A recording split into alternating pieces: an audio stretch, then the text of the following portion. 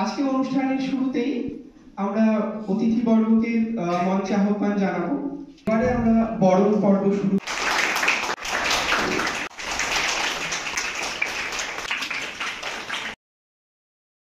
পালন করছি মহাবিদ্যালয়ের পলিটিক্যাল সায়েন্স বিভাগ, এনএসএস এবং সহযোগিতায় মহাবিদ্যালয়ের আইকিউএসি। আজকের এই অনুষ্ঠানে উপস্থিত সকল অধ্যাপক অধ্যাপিকা, বিশেষ করে আজকের যে বক্তা ডক্টর অরিত্র ঘোষ, শ্রীরামপুর গার্লস কলেজের অ্যাসিস্ট্যান্ট প্রফেসর, আমাদের এখানকার প্রাক্তন অধ্যাপক, ওনাকে স্বাগত জানাই। অন্যান্য অধ্যাপক অধ্যাপিকা এবং শিক্ষাকর্মী যারা আছেন, সঙ্গে আমাদের প্রিয় ছাত্রছাত্রী, সকলকেই আজকের এই অনুষ্ঠানে উপস্থিত হওয়ার জন্য অভিনন্দন, শুভেচ্ছা। বিস্তারিতভাবে আমরা জানবো অরিত্র ঘোষ স্যারের কাছ থেকে। যুব সমাজের দিকে লক্ষ্য রেখেই আজকের এই টপিক রাখা হয়েছে, youth as the champion of human rights. আমাদের মহাবিদ্যালয়ের যে সমস্ত যুবক যুবতী ছাত্রছাত্রীরা রয়েছে, তাদের কাছে মহাবিদ্যালয়ের পক্ষ থেকে আবেদন থাকবে যে হিউম্যান রাইটস বা আন্তর্জাতিক মানবাধিকার যে বিষয়, সেই বিষয়ে তোমরা সচেতন হও, কিন্তু সচেতন হওয়ার সাথে সাথেই অধিকার পেলে সেই অধিকারকে সুরক্ষিত রাখার দায়িত্ব তোমাদের উপরে বর্তায়। এই আবেদন রাখছি। আজকের এই অনুষ্ঠান শুভ হোক, সফল হোক, এই কামনা রাখি। মাননীয় অধ্যক্ষ ডক্টর নিরঞ্জন গুহ মহাশয়, আজকের অনুষ্ঠানে যিনি মুখ্য বক্তা ডক্টর অরিত্র ঘোষ, তার সঙ্গে মহাবিদ্যালয়ের অন্যান্য অধ্যাপক অধ্যাপিকা এবং ছাত্রছাত্রীবৃন্দ, সবাইকে যথাযোগ্য সম্ভাষণ। মহাবিদ্যালয়ের দুটি ইউনিট, রাষ্ট্রবিজ্ঞান বিভাগ এবং এনএসএস, এই আয়োজন করেছে। এই আয়োজন সফল হোক। ডক্টর অরিত্র ঘোষ বলবেন, আমরা শুনবো, আমরা সমৃদ্ধ হবো, আজকের দিন সম্পর্কে জানবো। আজকের অনুষ্ঠান সফল হোক এই কামনা করছি। আজকে ছাপড়া বাংলাদেশী মহাবিদ্যালয়ের রাষ্ট্রবিজ্ঞান বিভাগ এনএসএস আয়োজিত যে মানবাধিকারের যে বিষয়ের উপর যে সেমিনার আয়োজন করা হচ্ছে, আজকের অনুষ্ঠানে উপস্থিত মহাবিদ্যালয়ের মাননীয় অধ্যক্ষ, আমাদের অতিথি বক্তা ডক্টর অরিত্র ঘোষ, আমার প্রিয় ছাত্রছাত্রী, আমাদের আন্তরিক শুভেচ্ছা অভিনন্দন। আজকে তোমরা উপস্থিত হয়েছে। বিষয়টি আপনি নির্বাচন করেছেন আমাদের যিনি প্রধান বক্তা রয়েছেন, তোমাদের কথা মাথায় রেখে কি অধিকার তোমাদের যুব সমাজে রয়েছে সেই সম্পর্কে যদি তোমরা সচেতন হও, তবে তোমরা সেই অধিকার লাভ করতে পারবে, বা কোথাও তোমরা বঞ্চিত হচ্ছ কিনা সেই সম্পর্কেও তোমরা জানতে পারবে। এই বিষয়ে নিশ্চয়ই বক্তা বিশদভাবে তোমাদেরকে বিস্তারিত জানাবেন। তোমরা মন দিয়ে শুনবে। অনুষ্ঠান সফল হোক এই কামনা। মহাবিদ্যালয়ের মাননীয় অধ্যক্ষ ডক্টর নিরঞ্জন গুহ মহাশয়, উপস্থিত আছেন আইকিউএসির কোঅর্ডিনেটর ডক্টর কাজল গাঙ্গুলি মহাশয়, ন্যাক কোঅর্ডিনেটর সুরভি বিশ্বাস মহাশয়া এবং রাষ্ট্রবিজ্ঞান বিভাগের বিভাগীয় প্রধান গার্গী সেনগুপ্ত মহাশয়া, আজকের অনুষ্ঠানের সঞ্চালক আমাদের স্বরাজ বক্সী মহাশয় এবং আজকের অনুষ্ঠানের মুখ্য বক্তা আমাদের কলেজের প্রাক্তন কলিগ অধ্যাপক ডক্টর অরিত্র ঘোষ মহাশয়, উপস্থিত আছেন অধ্যাপক অধ্যাপিকা বৃন্দ এবং প্রিয় ছাত্রছাত্রী। আজকের অনুষ্ঠানের যে বিষয়বস্তু সেই সম্পর্কে সুচারুভাবে বলবেন ডক্টর অরিত্র ঘোষ মহাশয়, আমরা শুনবো। এই বলে কোঅর্ডিনেটর, ন্যাক কোঅর্ডিনেটর, অন্যান্য অধ্যাপক অধ্যাপিকা এবং ছাত্রদের যারা এই মঞ্চে মানব অধিকার সম্পর্কে কিছু বক্তব্য তুলে দেওয়ার সুযোগ করে দিয়েছে, এটা আমার কাছে এমন একটি মঞ্চ, এই কলেজে এই মঞ্চ থেকেই কলেজকে ছেড়ে গেছিলাম, আবার আজকে এই মঞ্চেই আমি কিছু বলতে এসেছি এবং সেটাও আমাদের অধিকার নিয়ে। এটা আমার কাছে একটা গর্বের বিষয়। দেশে জন্মগ্রহণের জন্য নিজস্ব অধিকার, সেই অধিকারের কিন্তু কখনোই বিভেদ বা পার্থক্য করা সম্ভব নয়। অর্থাৎ আমি নিচু জাতি, আমি কালো, আমি বড়, আমি ছেলে, এই ভিত্তিতে কখনোই কিন্তু অধিকারকে বিভাজিত করা সম্ভব নয়, বিভাজিত করা যায় না, যেটা সারা বিশ্ব জুড়ে আমাদের রাষ্ট্রেও সমগ্রভাবে করা হচ্ছে। তাই হিউম্যান রাইটস এর প্রথম শর্ত যে অধিকারকে কখনোই বিভাজিত করা যাবে না, সে যে কোনো মূল্যেই হোক। অর্থাৎ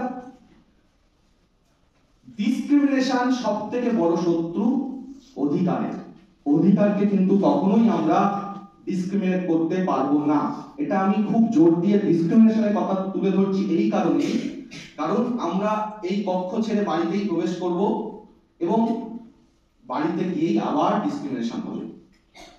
যেমন ছেলে সবসময় ভালো খাবার, ভালো পোশাক পাবে এবং মেয়ে লাঞ্ছিত বঞ্চিত হবে। এটাই আমাদের সমাজের চিত্র।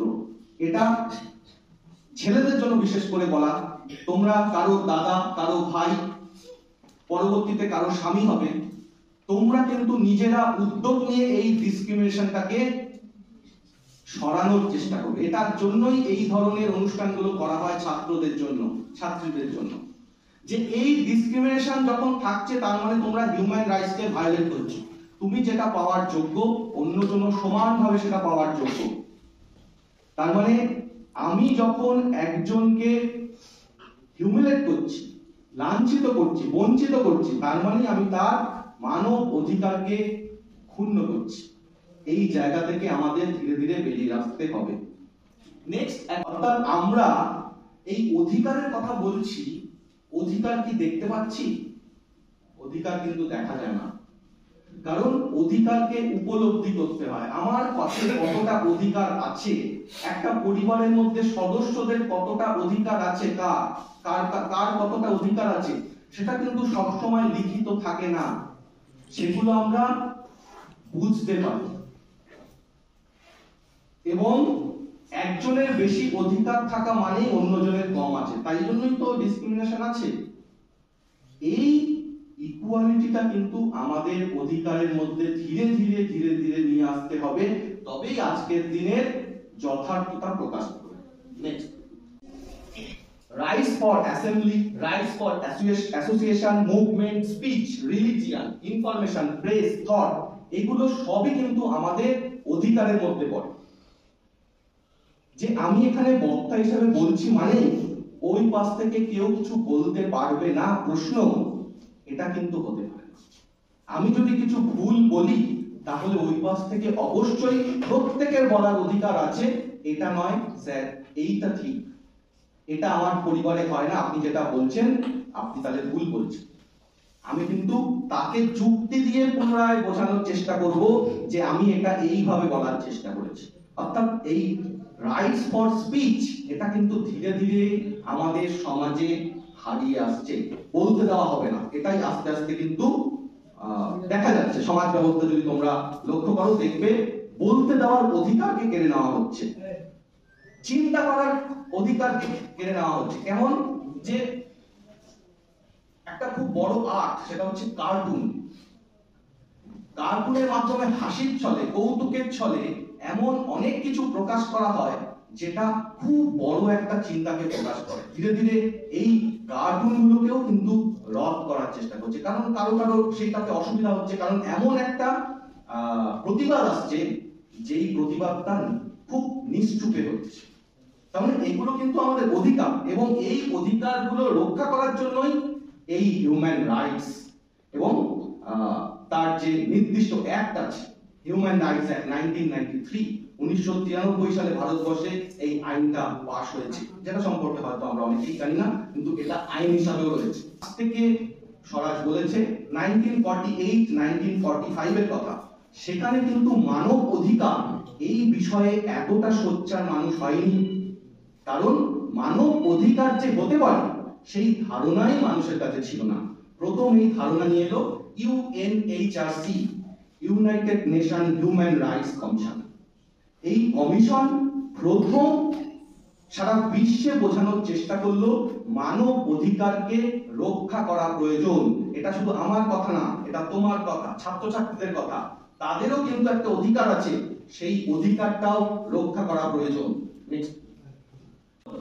যেটা শুরুতেই আমাদের স্বরাজও কিছুটা উল্লেখ করেছেন, সেটা হচ্ছে এই ইউডিএইচআর 56 জন সদস্য নিয়ে এটা অ্যাডপ্ট করেছিল, যার সদস্য সংখ্যা এখন বেড়ে 192, এবং ইউএন অ্যাসেম্বলিতে আজকের দিনে 1948-এ এই দিনটা থেকে ওয়ার্ল্ড হিউম্যান রাইটস ডে এই দিনটাতে আমরা পালন করছি। তাই এগুলোর কথা বলছে, তাহলে কিন্তু এই ফর্মুলাটাই কাজ করে। একটা হচ্ছে CPR, civil and political rights. এটা কিন্তু আমার অধিকার, আমরা অনেক সময় অন্যের দ্বারা পরিচালিত হই, একদম নয়। এটা আমার নিজস্ব বিষয়, এবং এই সিভিল পলিটিক্যাল রাইটসটা কিন্তু হিউম্যান রাইটস এর গুরুত্বপূর্ণ পার্ট। এবং ইএসসিআর, ইকোনমিক, সোশ্যাল, কালচারাল রাইটস, এই দুটো মিলিয়ে আমাদের প্রধান হিউম্যান রাইটস বা মানব অধিকার। এই 5টা বিষয় নিয়ে মূলত আমাদের মানব অধিকার আমরা উল্লেখ করে থাকি।